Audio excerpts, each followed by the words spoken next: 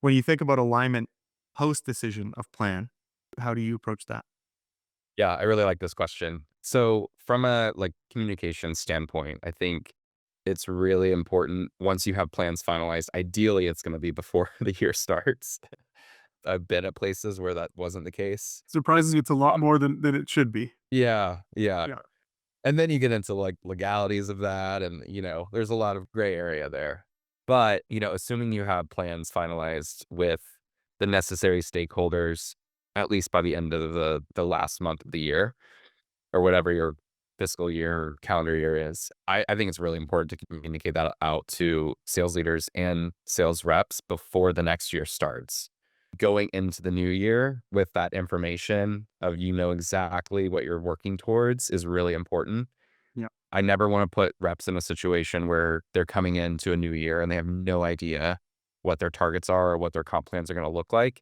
And you don't have to give them the nitty-gritty details of every single part of the comp plan. Just give them the general high level. Here's your components. Yeah. Here's what you're working toward. This is what And matters. Yeah.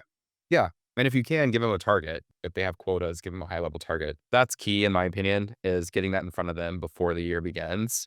Now, that doesn't mean you need to have comp plans out to them. I've never had comp plans out to people before the year starts.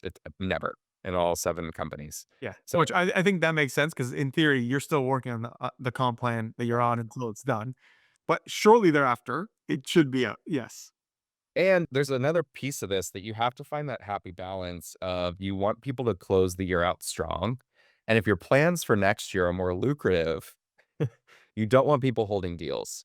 So you have to be aware of that. And so as you communicate out these changes, maybe give them the pieces that they need, but don't give them the details that might cause them to hold anything back until the next year. So that's key number one, comp plans, the actual documents. If you can get that out by like an RKO or somewhere pretty soon after the year begins, I think that's ideal.